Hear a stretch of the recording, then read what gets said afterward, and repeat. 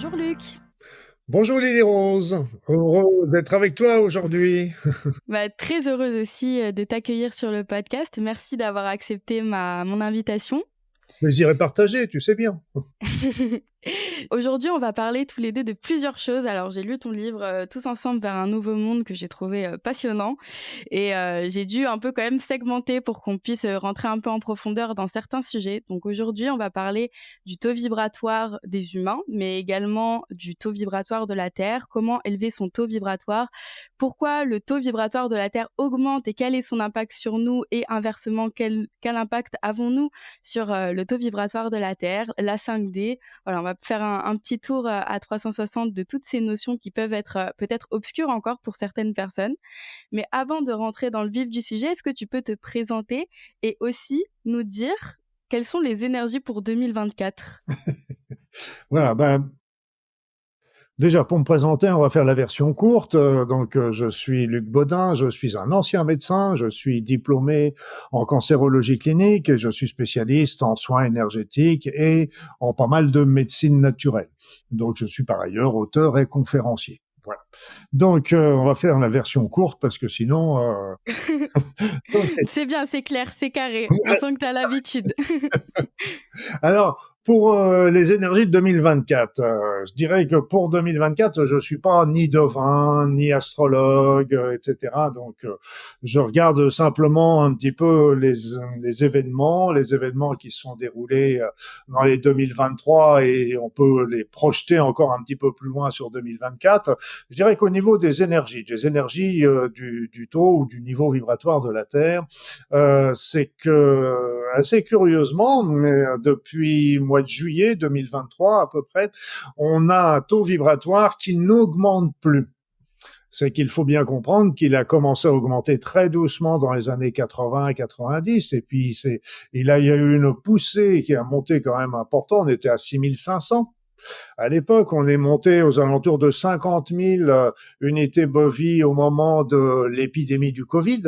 Et c'était en plein dans le premier confinement du Covid qu'il y a eu une poussée vibratoire très très importante. Et ce qui était d'autant plus intéressant, c'est que est-ce la cause, est-ce que la conséquence, c'est que c'est vrai que la plupart des gens se sont trouvés bien sûr confinés, enfermés chez eux, etc. Et qu'est-ce qui se passe, c'est que on se pose aussi, c'est là qu'on se remet en question, c'est là qu'on se pose des questions sur notre vie, sur notre devenir, est-ce qu'on est satisfait, voilà. Donc qui suis-je, où vais-je, dans quelle étagère, etc. On se pose des questions et en même temps le niveau vibratoire de la Terre a augmenté. Donc il a augmenté d'une manière très importante et là il est depuis le mois de juillet, il reste stationnaire à 3 300 000 unités bovies, ce qui est gigantesque surtout si on compare avec les 6500 qui étaient dans les années 70, 80 et encore bien avant. Donc c'est une manne énergétique qui nous arrive de l'univers, faut bien comprendre, parce que l'univers évolue. Tout change, tout évolue, tout monte, tout grimpe, c'est la loi de la vie. Donc il est en train d'évoluer vers une nouvelle étape de son ascension et il envoie des énergies et il emmène toutes les planètes qui sont au moins dans cette partie de l'univers. Je ne sais pas ce qui se passe à l'autre bout de l'univers. Restons déjà chez nous. Il y a déjà de quoi faire. Et donc il embarque un petit peu tout ça. Donc il envoie des énergies et ces énergies qui viennent de l'univers, elles contribuent à monter le niveau vibratoire de la Terre. Ces énergies contribuent aussi à monter le niveau vibratoire des êtres humains s'ils le veulent. Parce que la Terre n'a pas les blocages que nous pouvons avoir et donc elle monte tranquillement, tout comme les animaux, les végétaux, etc. Tout le monde monte, ils n'ont pas les blocages psy qu'on peut avoir nous.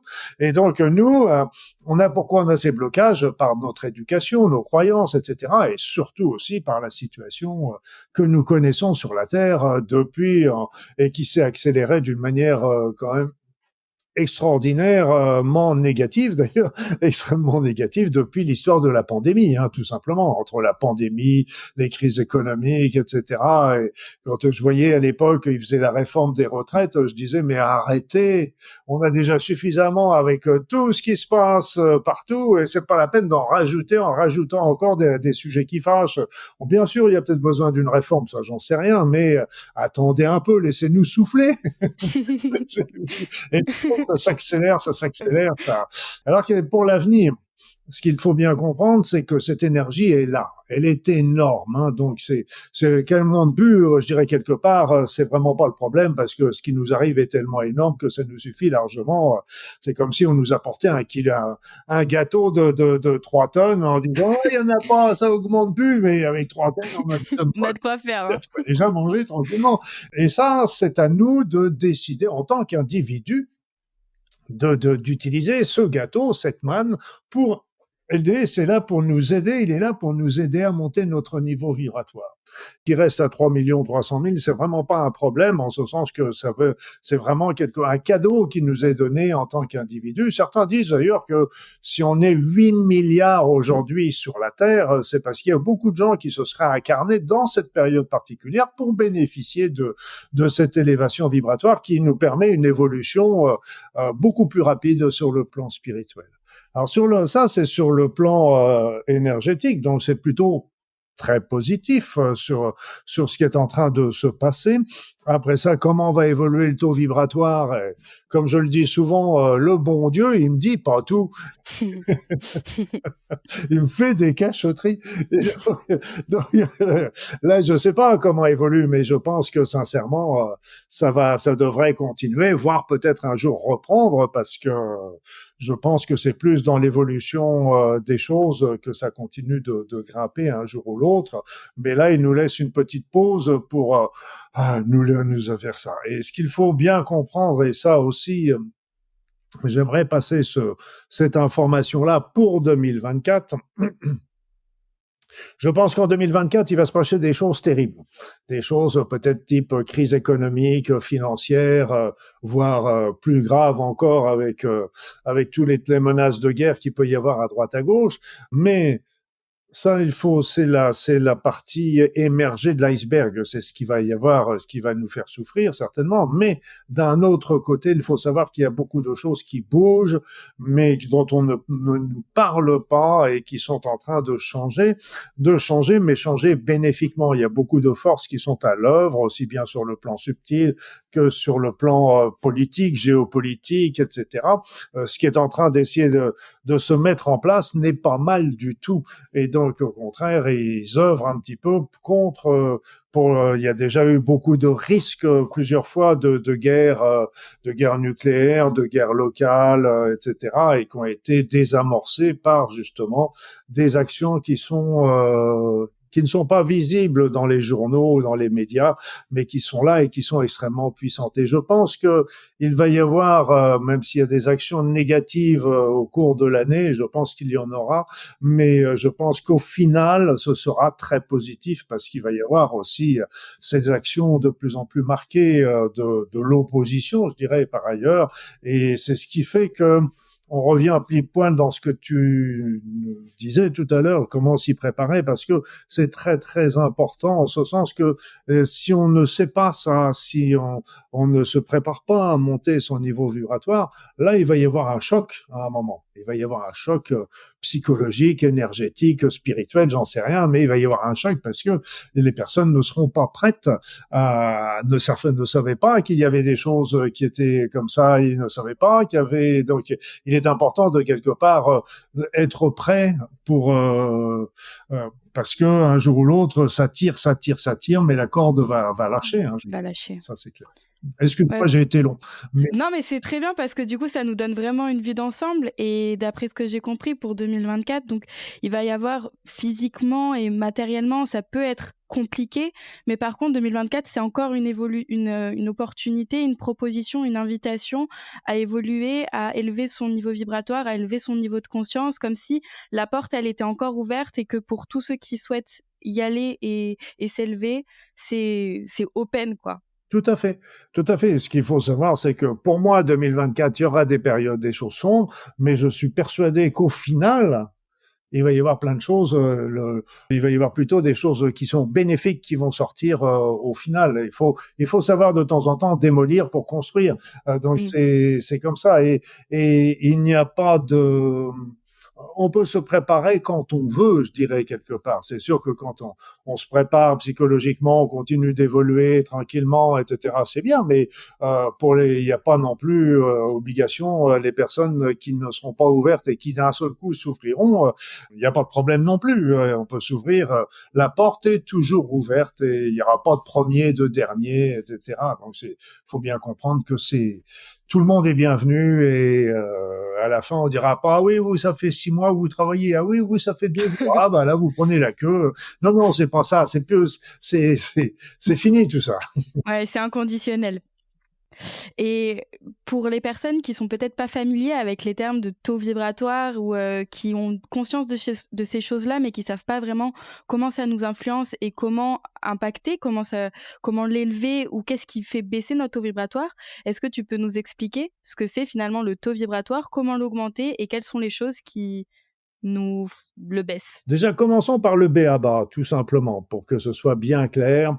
C'est que la physique quantique nous a montré que chaque particule de l'univers et donc de notre corps et de la planète, etc., est une concentration d'énergie. Une énergie est vivante, elle bouge, elle remue. On peut pas imaginer une énergie qui soit fixe et qui bouge pas. Elle vibre. Elle vibre à une fréquence. Elle a des fréquences particulières. Et quand elle s'associe pour former, par exemple, une particule, la fréquence d'un électron ne va pas être la même que d'un proton, que d'un neutron, etc. De la même manière, donc, ils vont s'associer pour former des atomes, des molécules, des cellules, des organes et des organismes et des planètes et des galaxies, etc. Donc tout est basé sur le même principe dans l'univers. Et donc, par exemple, chaque organe a sa fréquence. On peut pas dire que la fréquence, c'est logique de dire que la fréquence vibratoire du cœur n'est pas la même que la fréquence vibratoire du foie ou des intestins. Et au final, dans l'ensemble d'un organisme, d'un corps, d'un être humain, il y a la moyenne de toutes ces fréquences qui va donner le niveau vibratoire. Alors moi, je dis souvent le taux vibratoire à tort, parce que plus en français, devrait plutôt dire le niveau vibratoire. Mais comme j'aime bien le taux vibratoire comme appellation, je m'enfonce dans mon humeur et je continue. Au moins c'est dit. Au moins c'est dit. Voilà, donc c'est pas un problème et tout le monde comprend bien quand on parle de taux vibratoire ou de niveau vibratoire. Donc on a un niveau vibratoire, tout comme la pierre a un niveau vibratoire, l'animal a un niveau vibratoire, l'arbre a un niveau vibratoire, la planète a un niveau vibratoire, l'univers a un niveau vibratoire. Donc parce que tout vibre, tout est vivant dans l'univers, faut bien comprendre, il n'y a pas un inerte. On fait souvent la séparation entre l'inerte et l'animé dans l'évolution, mais tout est vivant, il n'y a pas d'inerte. Une pierre est vivante en ce sens qu'elle a quand même des atomes qui bougent, qui vibrent et qui remuent.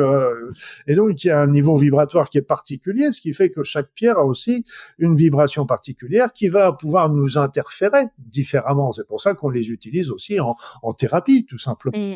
Et donc, c'est là la base du niveau vibratoire. Alors, ce qu'il faut bien comprendre, c'est que le niveau vibratoire d'une personne, d'un individu, aujourd'hui, nous n'avons aucun appareil qui n'est capable de le mesurer. D'accord. Donc, scientifiquement, c'est réprouvé. Ils n'en veulent pas en entendre parler, bien que les raisons que je vous ai données, c'est logique, mais bon, c'est comme ça. Comme on n'a pas d'appareil, on oublie tout ce qu'on peut pas mesurer, on l'oublie. Tout ce qui est plus sur le plan subtil, ça n'existe pas parce qu'on peut pas le voir, on peut pas le mesurer, etc. Mais pourtant, moi, je vois pas les atomes et les particules, et puis je crois quand même qu'ils existent. Donc, voilà. Donc, c'est pas grave. Donc là, comment qu'on le mesure ce niveau vibratoire? Eh bien, on le mesure avec des techniques qui sont plus empiriques, qui peuvent être obtenues par le plus connu. La technique la plus connue, c'est la radiesthésie, par exemple. On peut le faire avec le test musculaire. Moi, j'ai des tests énergétiques. On peut le faire par beaucoup d'autres, les baguettes coudées, l'antenne de l'échelle, etc. Donc, on peut faire ça avec beaucoup de techniques. Et souvent, quand on se réunit à plusieurs qui mesurent, pour mesurer un niveau vibratoire, par exemple de la Terre, avec chacun sa méthode et qu'on retrouve des résultats qui sont pas forcément similaires, mais proches, c'est quand même déjà, c'est pas scientifique, on est bien d'accord, mais on s'en rapproche. Voilà, donc ça, c'est comme ça qu'on le mesure. Et là, je voudrais aussi tendre le cou sur un autre élément qui est souvent mélangé, c'est qu'on parle du taux vibratoire de la Terre. Le taux vibratoire de la Terre, on n'est pas en train de parler du champ magnétique de la Terre, ni de la résonance de Schumann. C'est-à-dire que ça, c'est encore, il y a des amalgames qui ont été faits, ça le fait un peu moins maintenant. Je pense qu'il y a beaucoup de personnes qui ont fait vraiment la distinction, mais au début, c'était vraiment très mélangé. Le champ magnétique de la Terre, le taux vibratoire de la Terre sont deux choses qui sont des fréquences différentes. Alors, et c'est sûr que si il y a une poussée du niveau vibratoire de la Terre parce que beaucoup d'énergie arrive de l'univers, ça peut interférer, je dirais, temporairement, le champ magnétique. Et ce champ magnétique, s'il est interféré périodiquement, ça va se retrouver dans la résonance de Schumann qui est en relation avec c'est le reflet, en fait, du champ magnétique de la Terre. Mais c'est inversement, quand il y a des modifications dans la résonance de Schumann que l'on peut mesurer, là, par contre, avec des appareils scientifiques, il y a des sites qui nous montrent un peu la résonance de Schumann, eh bien, s'il y a des modifications, ça peut-être venir d'un changement du taux vibratoire de la Terre, c'est vrai, mais il y a plein d'autres choses qui interfèrent dessus. Donc on peut pas dire c'est le taux vibratoire. Par exemple, on s'est aperçu, et ça c'est très très important, c'était Greg Braden qui avait mis ça en exergue. On s'est aperçu que quand il y a des événements mondiaux, Dieu sait qu'on en a eu, il avait eu l'étude avec le 11 septembre en particulier, et il y a eu tellement d'Américains qui ont été choqués par cet événement que ça avait provoqué des modifications, des tremblements, je dirais, dans la résonance de Schumann à ce moment-là. Ça montre comment nous sommes reliés. La Terre et nous, on forme qu'une seule unité. Il n'y a pas l'humanité d'un côté et la Terre de l'autre. On forme vraiment une unité. Donc Et on parle d'ailleurs d'égrégore c'est en alimente. C'est pas l'humanité. L'humanité forme un égrégore, c'est sûr. Après ça, au sein de cet égrégore, il y en a d'autres, mais bon, c'est encore autre chose, encore une autre histoire. Mais c'est vrai que la Terre est consciente, la Terre est énergie, la Terre est vibration. L'humanité dans sa globalité, c'est un peu comme les cellules du corps. Chaque cellule vibre à une fréquence qui est propre et le corps vibre à une fréquence en moyenne. Là, l'humanité, chaque être humain vibre à sa fréquence, mais l'humanité dans sa globalité vibra aussi à sa fréquence et qui interfère sur la Terre, et les deux interfèrent l'un sur l'autre, il faut bien comprendre. C'est d'ailleurs pour ça que tu proposes des rassemblements autour de la Terre, non ? Bien sûr, pour deux raisons en fait. Bien sûr, ça, mais il y a aussi ce qu'on appelle l'effet Maharishi. Maharishi, c'était un yogi, un grand spirituel qui travaillait beaucoup sur la méditation transcendantale, et pour lui, à partir du moment où il y a eu des études d'ailleurs de fait sur des populations dans des villes, etc. Quand il y a un petit groupe qui agit bénéfiquement par la méditation transcendantale, mais par des pensées positives, d'amour, etc., eh bien, il peut interférer sur l'ensemble de la population. Donc, si on envoie de l'amour, si on envoie des pensées positives, etc., et à ce moment-là, on peut interférer et aider les autres à ouvrir leur cœur, ouvrir leur conscience, ouvrir leur esprit. Je trouve ça merveilleux.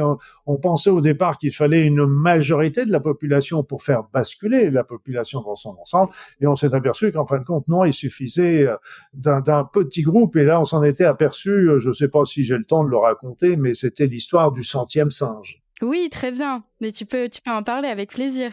C'est un exemple basique, mais qui montre bien. C'était l'histoire de scientifiques japonais qui allaient travailler sur une île, et tous les midis ils pique-niquaient. Et quand ils pique-niquaient, il y avait des singes qui y venaient, et puis eux, quand ils voyaient les singes arriver, ils leur jetaient des patates douces à manger. Les singes les ramassaient, les mangeaient, mais comme elles étaient tombées par terre, ces patates, elles étaient sales, elles avaient de la poussière, elles avaient des cailloux, etc. Donc c'était pas agréable à manger. Jusqu'au jour où une petite guenon a trouvé l'idée intéressante d'aller laver sa patate avant de la manger. Donc elle a commencé à faire comme ça. Ses congénères qui l'ont regardé ont dit tiens, c'est pas d'idiot cette idée-là, c'est pareil. Et donc ils ont commencé à le faire, à faire l'ensemble, je sais pas comment on appelle ça, la meute de singes, je sais pas comment on appelle, ou la tribu de singes, enfin j'en sais rien, a commencé à faire ça. Donc il y a eu de plus en plus de singes qui ont commencé à faire cette technique de lavage des pommes de terre avant de les manger, ou des légumes, ou des fruits en général. Et puis tout se passe comme si un beau jour il y avait eu le 100e singe, un 100e singe qui le faisait. Alors 100 singes, c'est un nombre complètement fictif, symbolique, etc. On ne sait pas combien, mais quand il y avait le 100e singe, un 100e singe qui a pris cette nouvelle habitude, et là d'un seul coup, toute la population de singes de l'île a commencé à prendre cette habitude. Mais ça n'a pas été tout. C'est-à-dire, c'est que toutes les populations de singes des autres îles, voire du continent, alors qu'ils n'avaient pas de communication avec les singes de cette île, ont pris cette habitude, un changement de paradigme. Un petit groupe a suffi à faire changer les paradigmes de l'ensemble de la population singe. Donc ça, c'est très, très intéressant. On ne sait pas le nombre de... Maharishi prétendait que c'était la racine carrée de 1% de la population, d'autres qui disent c'est 1%.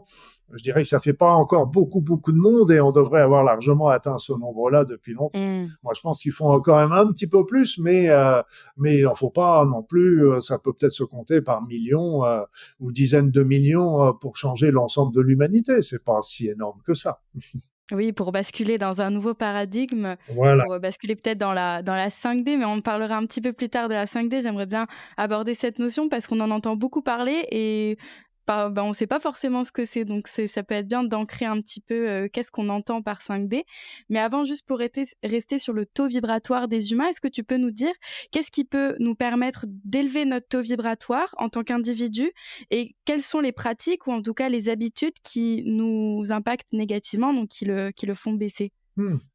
Oui, bon, on peut commencer simple, mais je vais commencer simple, mais c'est vraiment pas le plus important, je vous le dis tout de suite, hein.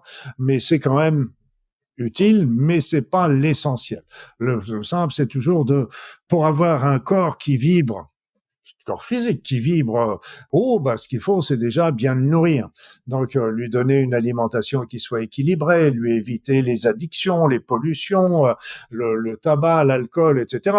On n'a pas besoin de vivre comme des moines ou des nonnes, c'est pas du tout ce que je veux dire. D'ailleurs, je ne suis pas en train de prêcher le célibat ou l'abstinence, etc. au niveau sexuel, parce que c'est aussi des éléments qui sont tout ce qui est douceur, câlin, caresse, sexualité, toujours des éléments qui permettent aussi de monter son niveau vibratoire, de monter dans l'amour, etc. Quand c'est fait d'une manière, je dirais, plus psychologique, spirituelle que simplement physique.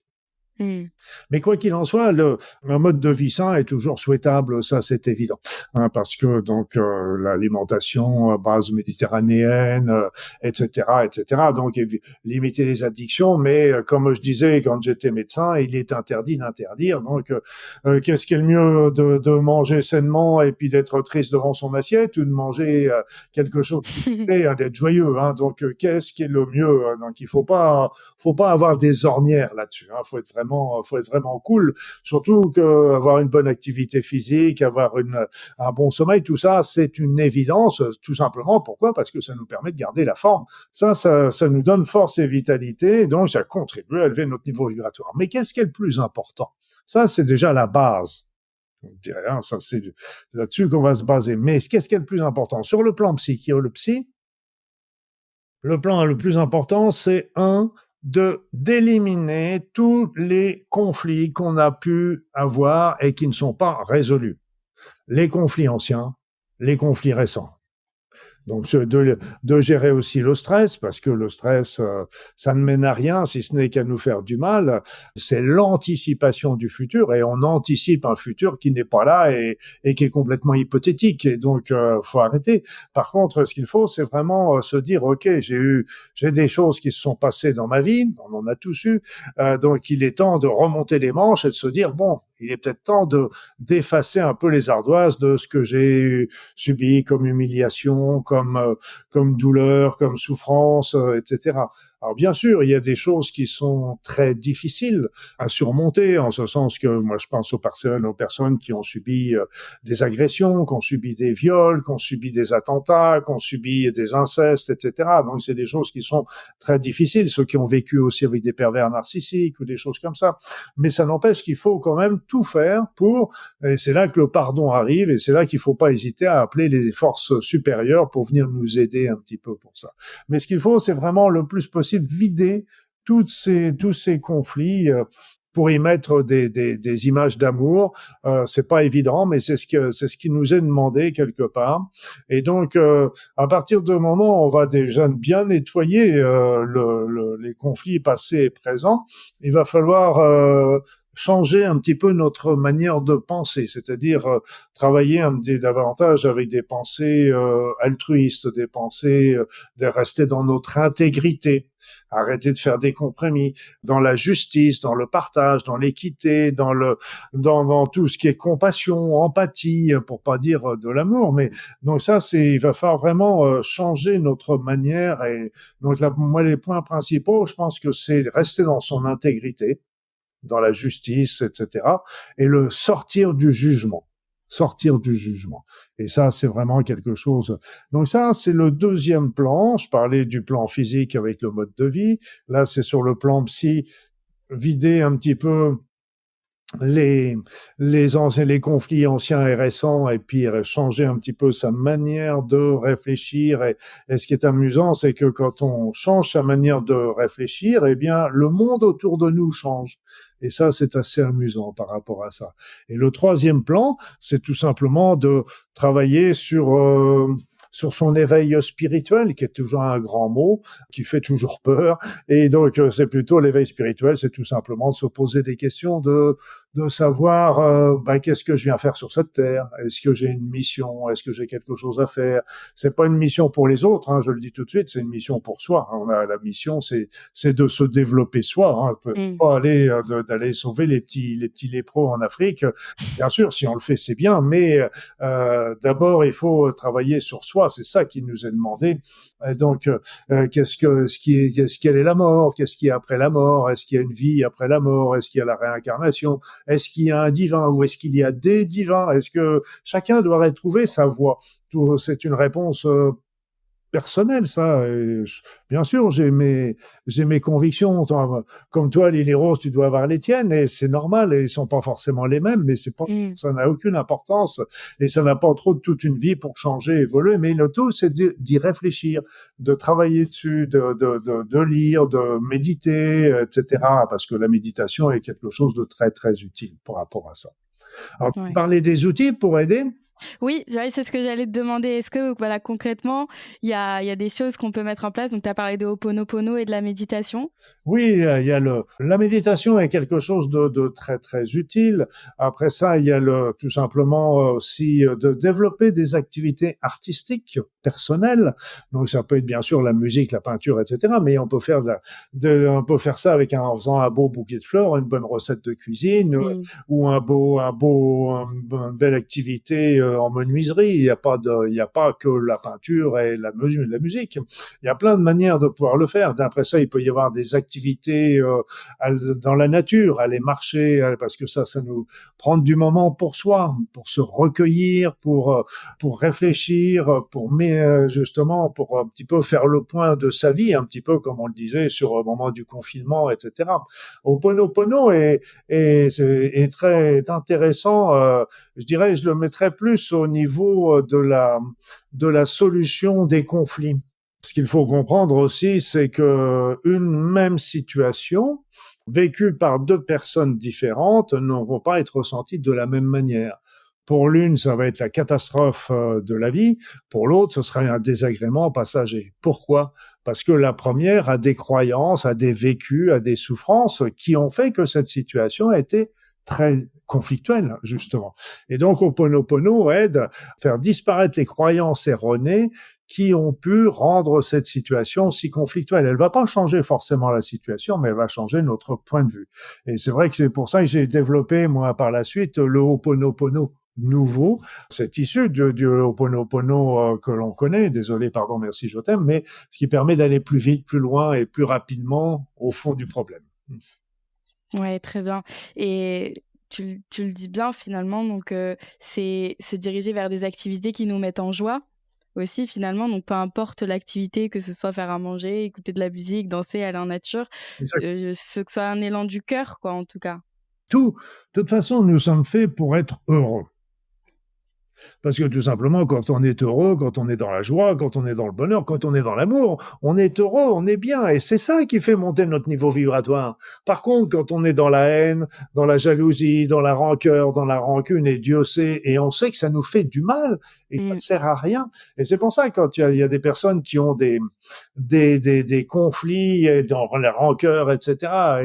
Je leur disais, quand j'étais tout libre, je leur disais, bon, ok, vous avez ça, votre fils ou votre mère, votre grand-père, enfin, que sais-je, votre patron. Maintenant, c'est l'histoire est loin passée. Lui ou elle a continué sa vie, mais vous êtes bloqué là-dessus. Et réfléchissez. Qu'avez-vous à perdre à lui pardonner? Question subsidiaire. Qu'avez-vous à gagner à lui pardonner? Mmh. Et là, ça décape, parce que ça décape comme réponse, parce qu'en fin de compte, on s'aperçoit que c'est nous qui nous mettons, et c'est pour ça, par exemple, le mot enfer n'est pas au niveau étymologie, ce n'est pas un nom, ça veut dire que ce n'est pas un lieu, on va pas être envoyé aux enfers, puni Kajibi. Enfer, c'est un adjectif, ça veut dire que c'est un état d'esprit. C'est nous qui nous formons notre enfer, c'est nous qui nous faisons notre enfer, on n'a pas besoin de jugement, on s'enferme nous-mêmes dans des pensées négatives qui nous créent notre enfer par la rancœur, etc., ou la rancœur contre les autres ou contre nous, parce que de temps en temps aussi, on s'en veut de certaines choses. Donc c'est pour ça que l'état d'esprit est très très important et c'est un des éléments clés pour élever notre niveau vibratoire. Donc d'ailleurs beaucoup de personnes se posent la question, mais comment je fais pour trouver ma mission de vie?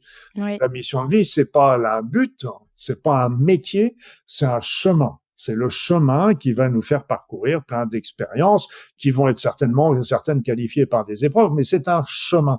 C'est ça ce qu'est la mission de vie. Mais comment qu'on fait pour le trouver? Voilà une question qui est bonne.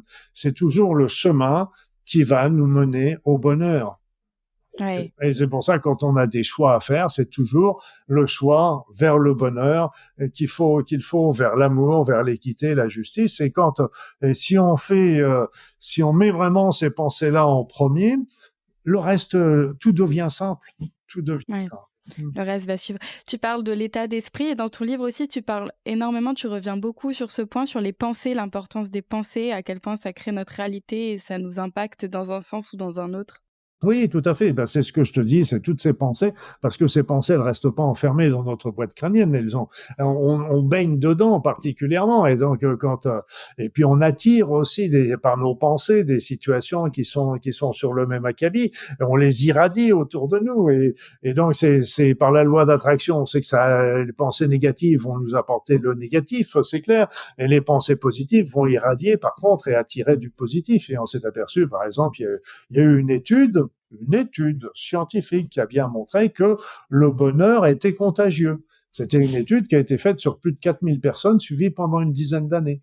Donc une personne qui était heureuse rendait heureuse, la famille, les proches, ça on le savait déjà, mais pouvait irradier sur les amis des amis, les amis des amis des amis, irradier autour sur les voisinages, etc. Donc ça montre bien que ça rejoint un petit peu l'effet Maharishi, parce que une personne, d'accord, mais imaginons un groupe, Ouais. un égrégore positif, parce qu'il y a des égrégores positifs, il y a malheureusement beaucoup d'égrégores négatifs, mais aussi des égrégores positifs qu'on peut faire et qui permettent justement d'avoir une puissance importante pour aider les autres. Ouais. Parlons-en justement de qu'est-ce qui peut venir baisser ce taux vibratoire, ce niveau vibratoire, comme pour bien le dire, mais qu'est-ce qui vient l'impacter négativement? Donc j'imagine que déjà l'inverse de ce qui l'augmente, forcément ça le baisse, mais par exemple regarder les informations en boucle. Voilà, exactement. Regardez les informations, il faut fermer. Moi, ça fait des années que je regarde plus la télévision. Je regarde des films, des choses comme ça, oui, mais pas sur les chaînes de télévision, parce qu'il y a toujours les tas de publicités qui viennent interférer et tout ça. Et je regarde plus les actualités, parce que j'ai trop étudié la manière dont ils faisaient ces actualités, comment c'était tronqué, déformé, et en plus qui était relayé de la même manière sur toutes les chaînes. Je trouve ça déplorable. déplorable parce que on pourrait imaginer, espérer que des chaînes aient des versions, des points de vue et des présentations différentes. Et malheureusement, c'est pas le cas. Mmh. Je laisse à tout le monde le soin de réfléchir à ça. Donc moi, je me tiens au courant par l'internet, par les informations, mais je prends toujours soin d'avoir plusieurs sources d'informations pour croiser aussi et avoir des opinions qui sont différentes. Et ça, c'est un des éléments les pires, et on voit ça aussi beaucoup dans un certain nombre de films qui vont mettre toujours sur la caution agressivité, guerre, etc. Il va y avoir aussi des émissions télévision où il va y avoir des choses qui sont basées sur la délation, par exemple, ou sur le jugement de l'un ou de l'autre, etc. Et ça, c'est quelque chose qui, on s'en aperçoit pas sur le coup, mais et là, c'est un peu pareil. Il y a des choses qui sont très vicieuses aussi. Par exemple, moi, je vois les films avec les super-héros. Bon, c'est marrant, c'est rigolo, on peut les regarder, hein, rien n'est interdit. J'ai dit tout à l'heure, rien n'est interdit. Il est même intéressant de regarder de temps en temps les actualités, mais avec un autre regard. Donc, regarder un petit peu comment ils déforment ou comment ils transforment, parce qu'ils mélangent le passé, le présent, le futur, ce qui pourrait arriver, ce qui est arrivé, ce qui va arriver, etc. Donc, on est toujours un peu complètement perdu par rapport à ça. Et donc, regardez les super-héros. Il y a des méchants qui arrivent sur la Terre. Donc, ils attaquent les gentils, c'est nous les gentils. Évidemment. Les méchants, ils nous attaquent, c'est parce que nous, on est les gentils. Et pourquoi ils nous attaquent? Parce que eux, ils sont les méchants. Voilà, donc c'est compliqué, hein, déjà, comme scénario. Il faut déjà bien comprendre. Et après ça, d'un seul coup, il y a un super-héros ou une super-héros qui se pointe et qui arrête le méchant. Et qu'est-ce que ça nous montre? Nous, ça nous montre comme des petits moutons. Des petits moutons qui sont complètement apeurés. Souvent, il y a la voiture qui va tomber sur le pauvre gamin et que la gentille ou le gentil super-héros va arrêter pour sauver le petit garçon, et tout le monde est en train de trembler derrière les murs qui sont en train de s'effondrer, et il nous faut le super-héros pour nous sauver, alors que nous sommes tous des super-héros et des super-héroïnes. Et ça a toujours tendance à nous dénigrer, à nous montrer que nous sommes nuls, faibles, etc., alors que nous avons une puissance en nous qui est importante. J'aime bien raconter l'histoire du petit aiglon qui est tombé du nid et qui a été recueilli par les poules. Et donc toute la vie, cet aiglon va vivre dans le poulailler en laissant traîner ses grandes ailes sur le sol, en regardant des aigles voler et en rêvant qu'il est un aigle. Et nous, c'est exactement pareil. On nous a enfermés dans le poulailler et on nous fait croire qu'on est. Il y a des tas d'études, par exemple, qui ont été faites sur la télépathie, en particulier au niveau des différentes armées du monde, et il y a des résultats extrêmement intéressants. Et là, il y a tous les journaux vont vous dire la télépathie, c'est de la connerie, ça n'existe pas, c'est pas prouvé. Alors que il y a des recherches qui ont été faites par toutes les armées du monde qui s'intéressent à ça, parce que c'est évident que s'il y a une guerre qui se déclenche, un des premiers objectifs de l'ennemi, c'est de détruire les communications. Et donc, détruire les communications, si on peut continuer d'échanger par des messages télépathiques, ça évite voilà. Ouais. Oui, mais c'est intéressant d'avoir aussi un autre son de cloche par rapport à ça, parce que tu expliques qu'avec cette élévation du niveau vibratoire de la Terre, on a découvert qu'il y avait de nouveaux chakras principaux qui s'ouvraient. Et du coup, est-ce que tu peux nous en parler de ces nouvelles capacités que cette élévation du niveau vibratoire de la Terre et de notre niveau vibratoire à nous peut nous permettre d'ouvrir? Quelles sont ces capacités? Tout à fait. C'est un phénomène qui s'est produit. Il y a eu plusieurs phénomènes qui se sont produits depuis l'élévation du niveau vibratoire de la Terre. Et ça, on s'en aperçoit pas, parce que c'est venu progressivement. Il y a eu déjà une ouverture de conscience, malgré tout, qui s'est faite au niveau de l'humanité, du genre, on a une conscience maintenant planétaire. Même si on nous donne pas toutes les informations qu'on devrait recevoir, on a quand même, on s'intéresse à ce qui se passe en Chine, en Afrique, en Amérique du Sud, etc.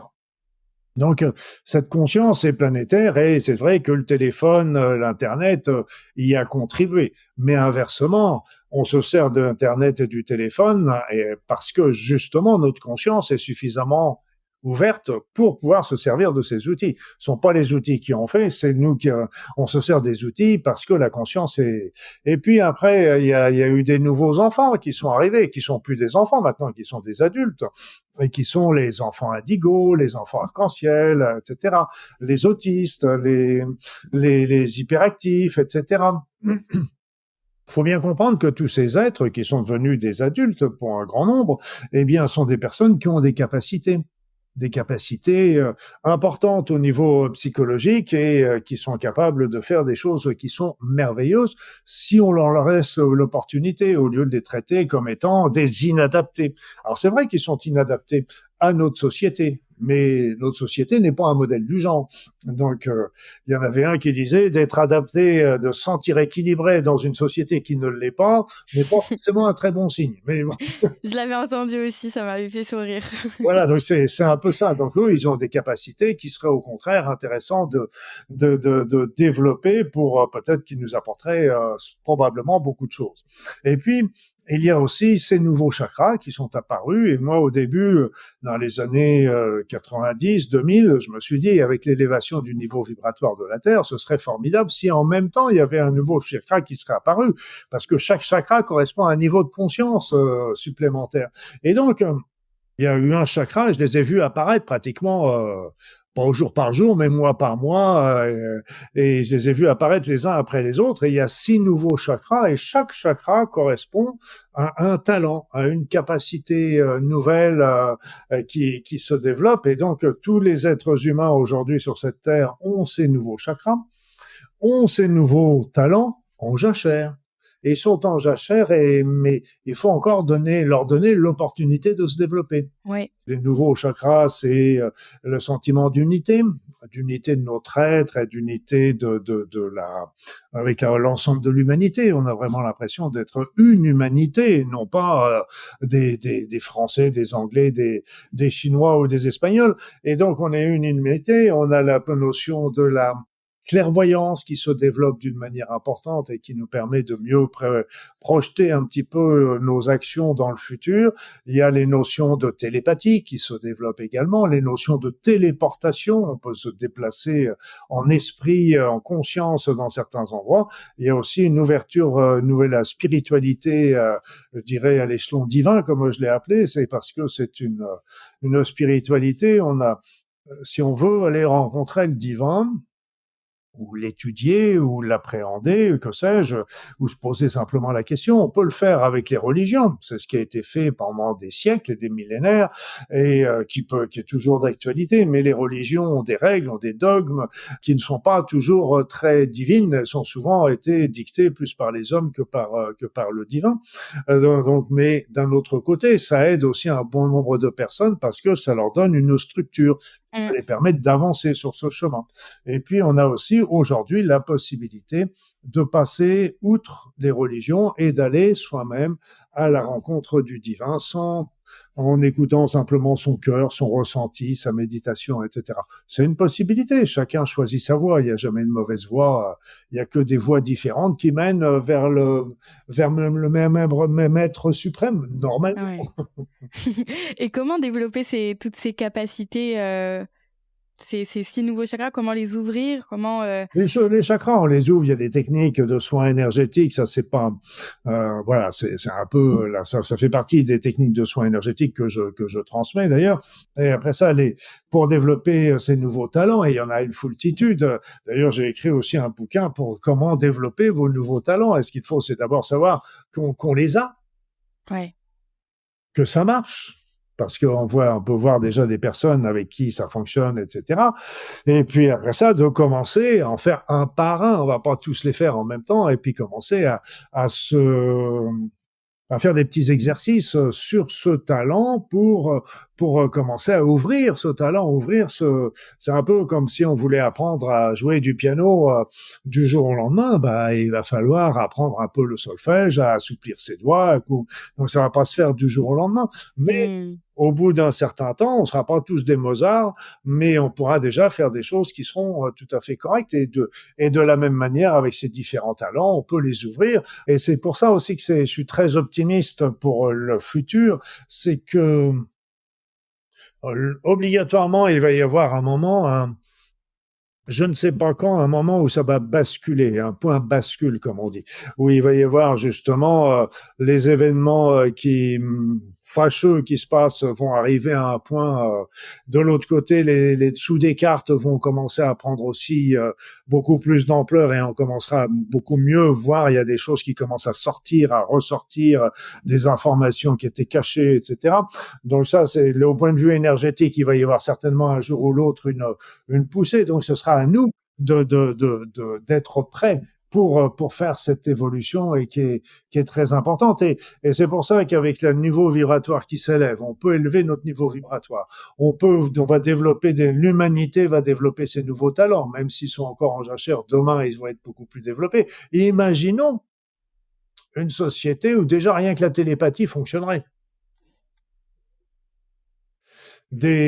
À partir du moment où il y aura une ouverture de conscience, il y aura une intégrité, une justice qui se développera comme étant une évidence dans l'humanité, je dirais, on n'a plus besoin de gouvernement, on a besoin que d'un minimum parce que le reste tombera toute seule comme étant des évidences. Je pense pas que je connaîtrais ça dans ma vie, mais c'est quelque chose qui est promis à l'humanité dans le futur, ça c'est clair. Oui, on tend vers justement cette ouverture de conscience avec toutes ces nouvelles capacités. Et tu expliques donc pour développer ces capacités, finalement, c'est prendre conscience que ça existe et y croire, j'imagine aussi, parce que si on n'y croit pas, ça risque de bloquer à un certain niveau. Et ensuite, de s'exercer avec, à travers des exercices, la méditation, en faisant des demandes aussi, j'imagine. Demande à être aidé, demande à d'aider, mais aussi en parler avec notre être intérieur. Dire tiens, j'aimerais bien, sans chercher toujours les aides à l'extérieur, toujours. On a une force en nous, un être qui est extrêmement puissant et qui peut déjà le faire. Et c'est vrai que tu disais tout de suite d'y croire, c'est très très important parce que je voyais ça avec un monsieur qui travaillait beaucoup sur la télékinésie, c'est-à-dire lui il travaillait beaucoup sur la matière, tordre les cuillères, les barres, etc. Et il faisait des stages. Eh bien, il me dit, à la fin du stage, la moitié des personnes étaient capables de faire la télékinésie, de tordre, l'autre n'était pas capable. Et pourquoi l'autre n'était pas capable? Parce qu'il n'y croyait pas encore. C'est-à-dire, ce qu'il faut, c'est vraiment avoir une confiance, une croyance inébranlable. C'est pour ça qu'il faut savoir que ça existe, ce talent. Il faut savoir que les personnes sont capables de le faire, ce talent. Et puis après ça, il faut se dire aussi, moi, je suis capable aussi de le faire et je vais le faire. Donc mais il y a une telle croyance et c'est ça, pour ça qu'on est des petits aiglons qui traînons nos ailes dans le poulier.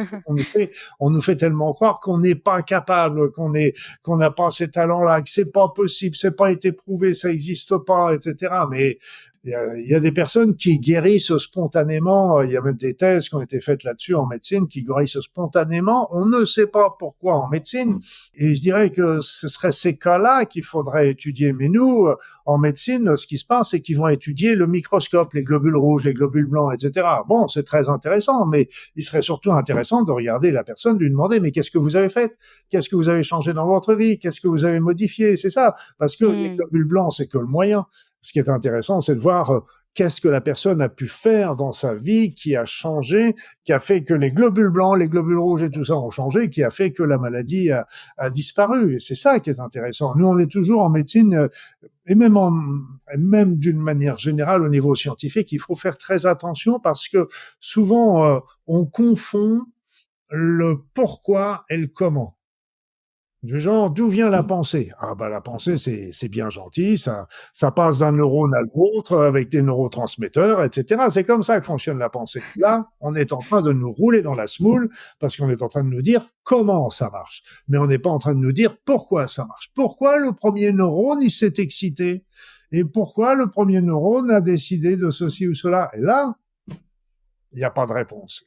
Et beaucoup, là, c'est pareil, quand quand une personne guérit ou des choses comme ça, où on avait vu ça avec les personnes qui avaient le sida et qui restaient séropositifs sans déclencher la maladie, et on allait mesurer leur sel lymphocyte T4, T5, T5, T4, T8, pardon. Et donc, c'était toujours le moyen, c'était le comment. Et on regardait pas le pourquoi. Et le pourquoi, c'est dans la vie des personnes, leur mode de vie, leur mode de pensée, leur évolution spirituelle, etc. C'est là la réponse. Mmh. Oui, puis c'est ce dont on parlait juste avant de lancer l'enregistrement, que finalement toutes les médecines et toutes les pratiques sont complémentaires Mmh. et que c'est intéressant justement de faire des liens entre elles. Exactement. Et je dirais que plutôt que d'arrêter de les combattre, comme c'est souvent fait, comme on a vu par exemple que l'homéopathie a été annulée, dévalorisée, etc., alors que c'est une médecine que j'ai pratiquée et dont j'ai vu des résultats et qui était vraiment extrêmement intéressant, en particulier chez les enfants, les nourrissons, etc., les femmes enceintes. C'est vraiment quelque chose. Mais au lieu de se dire non, non, on repousse ça en disant qu'il y a que la médecine conventionnelle qui existe, je dirais que quand la médecine s'ouvrira, quand les sciences en général, on sortira un petit peu du cerveau gauche pour accepter un peu le cerveau droit, qu'est l'intuition, la raison, etc. Autrefois, la médecine était une médecine, c'était un art. Et c'est toujours un art, en ce sens que chaque personne, chaque individu est unique. Alors, quand on donne un médicament en médecine conventionnelle, on a fait des études sur le médicament et on sait qu'il va répondre à 80% de la population. Mais les 20% qui restent, donc, il va falloir trouver autre chose. Et pourquoi ça marche pas sur 100%? Donc, Mmh. aussi, ce serait des questions qui seraient importantes plutôt à se poser. Et c'est évident que il n'est pas forcément toujours logique de donner le même traitement pour une même maladie à un bûcheron, un gros costaud bûcheron qui rouge ou à une frêle secrétaire dans un bureau. Est-ce que c'est normal? Je sais pas. Non, Ouais. c'est des éléments et on a même découvert, il y a une chose extraordinaire qu'on a découvert, c'est que les femmes et les hommes, c'était pas pareil. Ah oui. Ah bon? Eh bon, eh ben oui, parce que tout simplement, une femme a des cycles hormonaux et n'a pas les mêmes hormones bien sûr que les hommes. Et les cycles hormonaux, ils varient et donc on peut aussi considérer que les médicaments qui leur sont donnés n'ont pas forcément la même efficacité d'une part que chez les hommes et n'ont pas forcément la même efficacité à toutes les périodes du mois aussi. Mmh. Donc C'est passionnant et ça montre aussi que chaque personne est peut-être à prendre aussi dans son individualité et qu'il y a plein de facteurs différents qui peuvent influencer sa vie, sa santé mentale, physique, émotionnelle. ouais. Et c'est pour ça que la médecine, c'est une des premières choses que j'ai découvert grâce à la médecine naturelle, c'est la notion du terrain. Mmh. Le terrain. Et la plupart du temps, et comme on résume toujours, le terrain est tout, le germe n'est rien. Et c'est exact.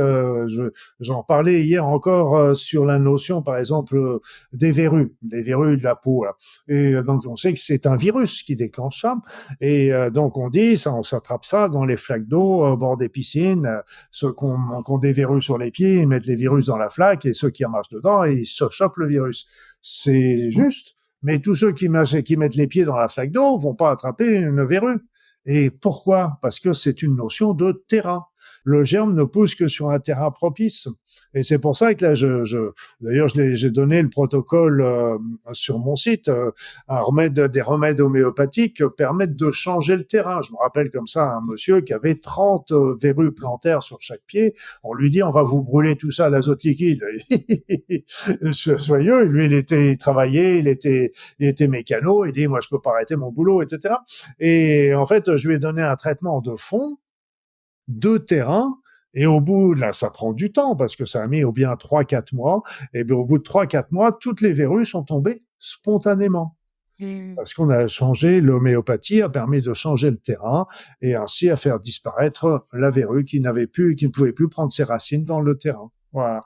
Donc ça, c'est cette notion de terrain. C'est pour ça que je trouve que c'est dommage c'est vrai que la médecine naturelle, le gros problème qu'elle a, c'est que c'est un manque d'études. qui peut pas faire qu'elle devienne alternative à certains remèdes conventionnels, mais le fait est qu'au lieu de la décrier, il faudrait plutôt l'aider à développer des études. C'est un peu la même chose avec les magnétiseurs. Moi, je me suis dit au départ, les magnétiseurs existent depuis des siècles.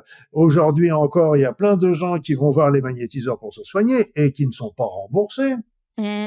Et donc, si ces gens vont continuer de voir les magnétiseurs, les rebouteux, etc., c'est qu'ils ont des résultats. Il faut pas Oui. prendre les gens pour des imbéciles. Et Ouais. donc, et s'ils ont des résultats, moi, je me suis dit, ça vaut le coup de les étudier. Et c'est là que j'ai commencé à bosser un peu sur les soins énergétiques et tout ça. Ouais, donc s'unir, en fait, hein, finalement, on revient à ça? Et je dirais que, pour moi, je présentais ça un petit peu comme un puzzle. C'est-à-dire que chaque thérapie, que ce soit une thérapie conventionnelle, naturelle, même psychologique, etc., c'est comme un puzzle qui va compléter, et l'ensemble du puzzle, bah, quelque part, c'est l'être humain, tout simplement. Mmh. On l'a beaucoup teasé pendant l'épisode, donc j'aimerais qu'on fasse juste un petit aparté là-dessus sur la 5e dimension. Ah, la Et si santé. voilà, si tu peux juste, nous expliquer, peut-être à quoi ça correspond et qu'est-ce qu'on appelle 5D et pourquoi on l'appelle comme ça? Et qu'est-ce qu'il y a derrière cette, notion? Ce qu'il faut savoir, c'est que la 5D, c'est quelque chose que j'aime pas utiliser. Ouais. Comme terme, parce que on est un petit peu, on classifie toujours un peu comme ça, un peu, ça me fait penser aux classes scolaires. Hein. On passe de la 5e à la 4e, à la 3e, etc. Là, c'est l'inverse. Oui. On va passer de la 3e, de la 3D, etc. Parce que la 3D, c'est des notions de dimension. La 3D, c'est classiquement ce qu'on vit actuellement avec les 3 dimensions, longueur, hauteur, largeur, plus le temps qui ferait une 4e dimension. Donc on parle de là-dessus. Et puis après ça, on arriverait sur la 5D. Mais je pense qu'il faut plutôt appréhender ça sur des notions vibratoires. C'est-à-dire que la 3D, le niveau où nous sommes actuellement, nous sommes sur un niveau vibratoire, un certain niveau vibratoire qui correspond qu'on appelle la 3D, peu importe. Et donc le niveau vibratoire va monter, on va changer de fréquence et on va passer dans une autre dimension, dans une autre fréquence, qui va nous emmener d'autres points de vue, parce que les choses sont liées. On monte notre fréquence en changeant nos pensées. En changeant nos pensées, on monte notre fréquence. Les deux fonctionnent. Alors, quoi qu'il en soit, quand on change nos pensées, quand on change de fréquence, le monde autour de nous change. Donc, on change obligatoirement le monde autour de nous. Et si on est nombreux à le faire, bah, je fais pas de dessin, on change complètement tout ce qui nous environne et on tombe dans une autre dimension. Dans une autre dimension, alors que ce soit la 5e ou la 20e. Je dis pourquoi on passe de la 3e à la 5e et où est passée la 4e. Donc, je dirais que faut sortir un petit peu de ces classifications un petit peu scolaires et se dire que tout est plutôt beaucoup plus dans les gradients. C'est un peu comme si on voulait passer du blanc au noir ou du noir au blanc, plus exactement, ce sera plus joli. Et on va passer du noir au blanc, mais on va passer par toutes les nuances de gris entre deux. Donc, les choses sont beaucoup plus en souplesse et c'est un peu par ça que on dit il n'y a pas de jugement. En sens que à la fin de la vie, on va pas être jugé dans le sens t'as été méchant, tu vas aller en enfer, t'as été gentil, t'as le droit au paradis, t'as pas été très bien, tu vas me faire un coup de purgatoire. Donc c'est pas comme ça que ça va se passer, c'est que, comme je vous l'ai dit, c'est nous qui créons tout ça. Mais ce qui va plutôt y avoir, c'est un état des lieux, sans jugement. C'est simplement de se dire, bon, où en est notre niveau vibratoire? Est-ce que, vous êtes dans ce niveau vibratoire, vous allez aller dans cette classe-là, vous avez ce niveau vibratoire, vous allez dans cette classe-là. C'est pas une punition, c'est un peu comme quand on va suivre des formations en anglais. Si on est débutant, on va pas nous mettre dans un niveau confirmé, parce que sinon on va être vite perdu. Et si on nous met dans un niveau débutant, c'est pas une punition, c'est un état des lieux. Mmh. Et là, c'est un peu pareil. Là, quand on va monter au niveau vibratoire, ça va se faire avec la Terre ou sans la Terre. Ça, il faut bien le savoir, parce qu'en fait, si l'humanité reste trop dans ses pensées négatives, elle peut bloquer l'évolution locale au niveau de la Terre, ce qui n'empêchera pas le reste de l'univers d'évoluer. Mais nous, on pourrait être bloqués pour quelques temps, quelques mois, quelques siècles, quelques millénaires, j'en sais rien, et qui peuvent être ça. Et là, ce qui se passe, c'est que si on monte, plus on monte, qu'est-ce qui va se passer? Eh bien, on ouvre notre conscience. Déjà, on en a parlé là tout à l'heure, mais surtout, c'est qu'il va y avoir deux éléments qui vont arriver. C'est qu'il y aura moins de matérialité. C'est-à-dire que la matière sera moins dominante et donc nous, on sera moins accrochés, attachés à la matière. Et de l'autre côté, l'esprit sera de plus en plus, sera encore plus puissant. On sait très bien que notre esprit agit sur la matière aujourd'hui dans notre 3D, on va dire comme ça. Eh bien, quand on sera de l'autre côté, mais ça prend du temps, on demande des choses, etc. Ça prend du temps.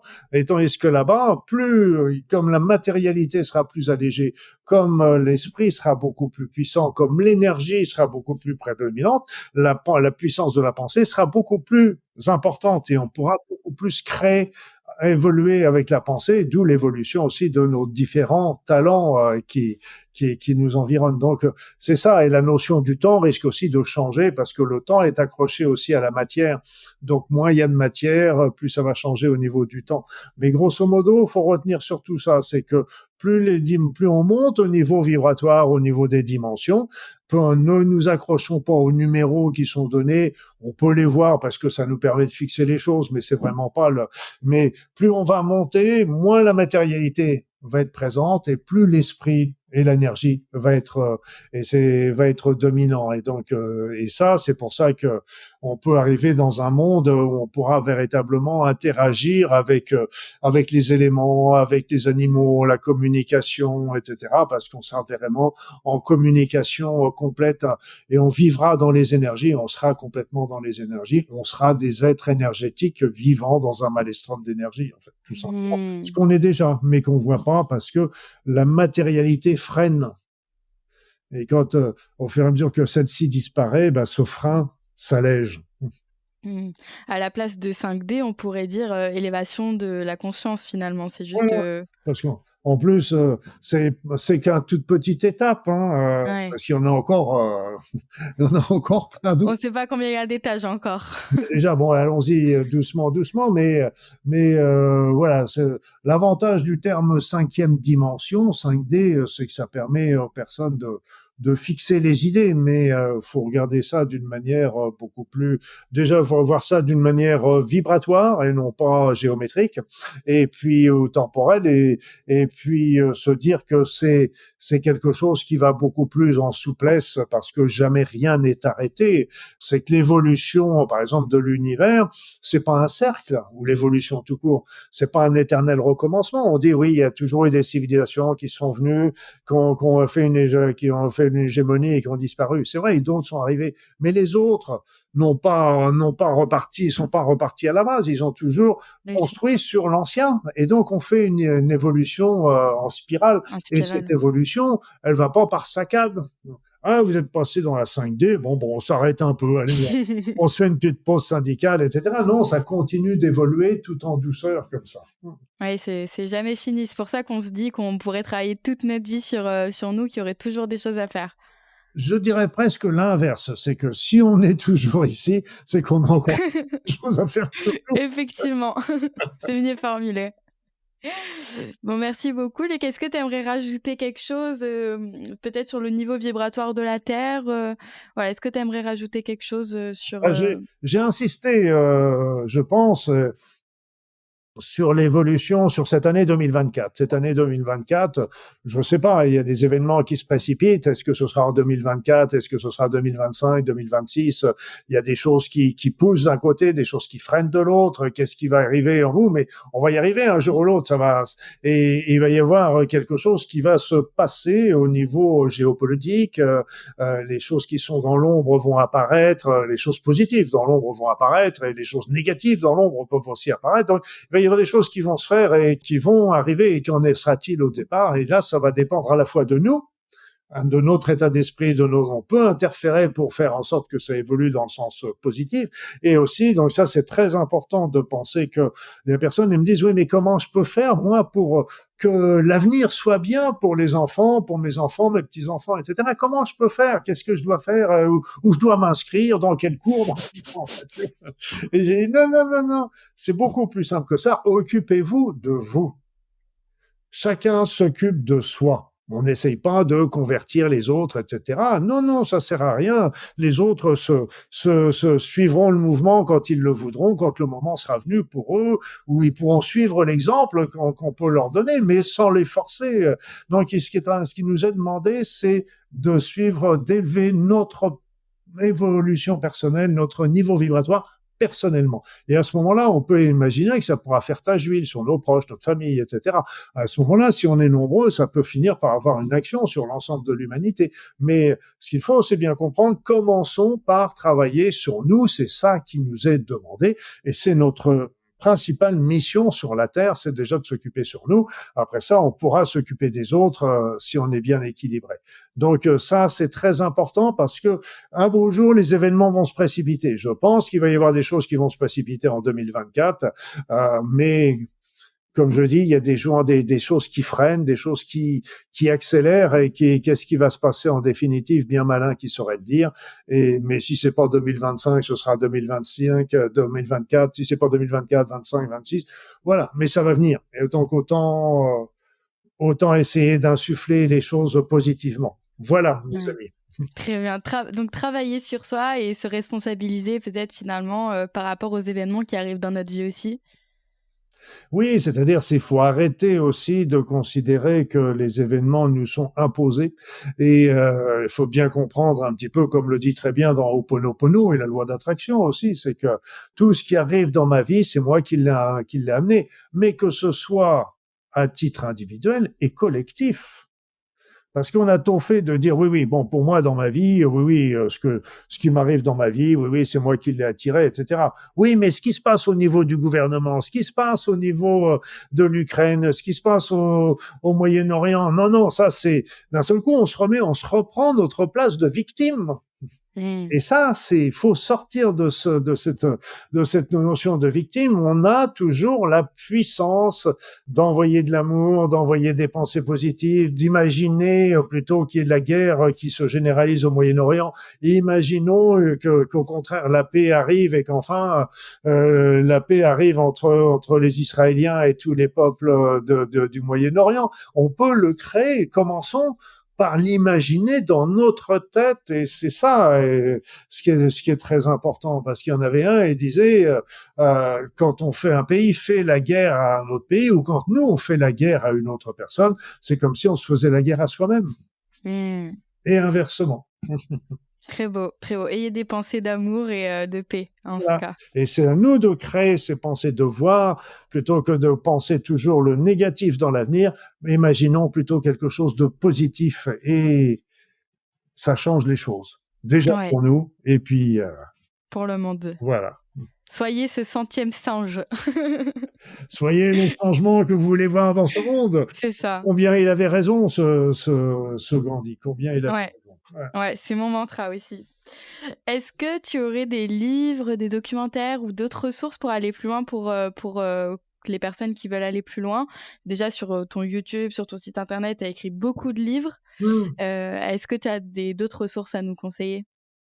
Déjà, tu as parlé du livre sur Tous ensemble vers un nouveau monde. Vers un nouveau monde, qui déjà explique un petit peu les choses de ce qu'il fait. Mais pour aider les personnes, j'essaye de faire un maximum sur ma chaîne YouTube, comme tu le sais.